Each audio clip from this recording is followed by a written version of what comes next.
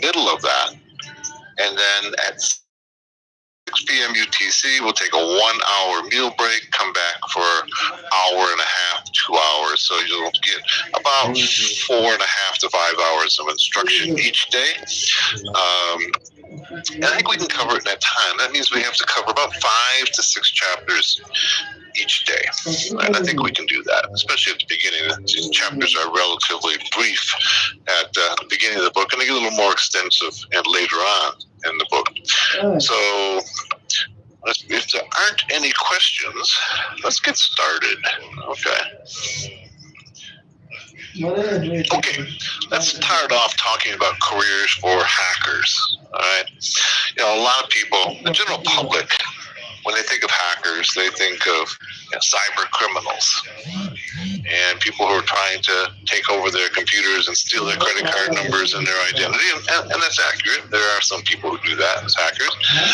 But especially in the last 5 to 10 years, there's been a huge expansion of what hackers can do that are legal and legitimate professions. The first one, and the one that most books tend to focus on, is pen tester or penetration tester.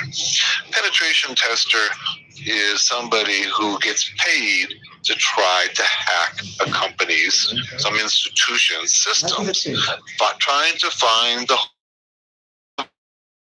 vulnerabilities. All right, so they are a good guy hackers, what some people might call them, or a white hat hacker. Their job is to find the vulnerabilities before the bad guys do. But we also know that almost every military now in the world has a group of hackers trying to hack their adversaries. The Chinese, the US, and the UK, Iran, and Russia are probably the most active countries in hacking their adversaries. And each of these countries employs thousands, tens of thousands. Daniel, I'm sorry you lost your audio again.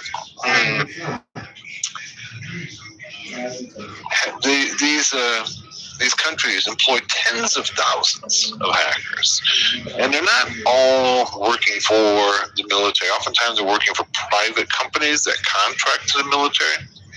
So like in the US, there's well over 50,000 hackers working for the US government.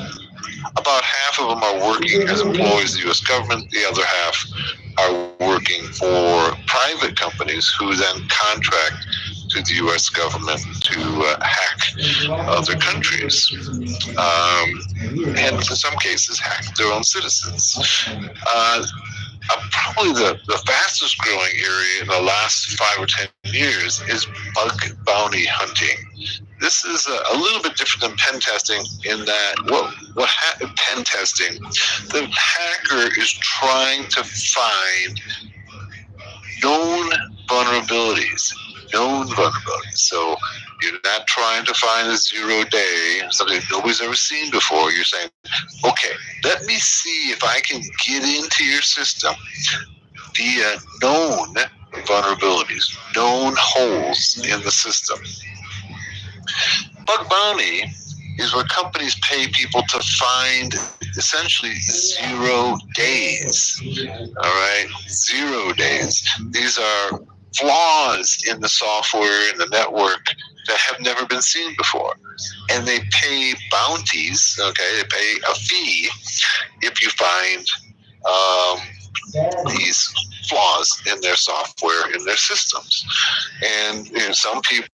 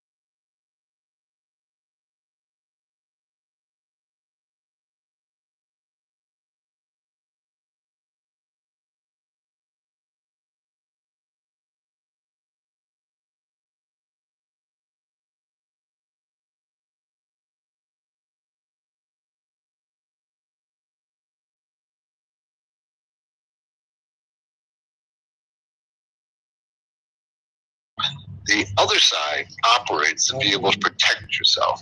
And that's why this hacking training is so key for anybody who wants to enter cybersecurity or InfoSec.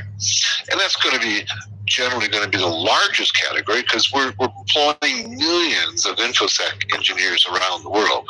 And all of them should have some hacker training. So that's who we're targeting, okay, all of these categories. So no longer is the hacker simply somebody in a hoodie in their mother's basement, okay? Right now, hacking has become a legitimate career, okay, a well-paying legitimate career for millions of people. All right. So hopefully you join those ranks. All right. Well, let's get started. Okay. Let's start with the basics. I'm going to go ahead and open up.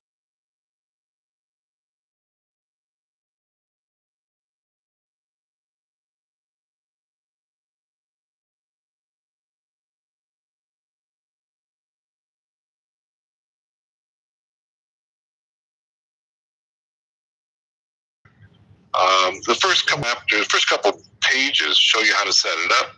Hopefully you've been successful in doing that. I think you guys are. Let me go ahead and open up my Kali. All right. I got a couple of them running here. This is Kali 2023. Okay, so now we're at 2021 and I'm recording this. So it's maybe 6 months old. All right. Let's go ahead and open it up. And a few years ago, or about a year ago, the folks at Offensive Security made some changes that are not covered in the book. That's one of the main reasons for offering this class. We'll be offering a second edition, an updated second edition of Linux Basics for Hackers in the near future, probably next year. Okay? And looks like my Kali is slow to open up. Let's see what's going on here. Just getting a black screen. Let me just close it down. We'll restart it.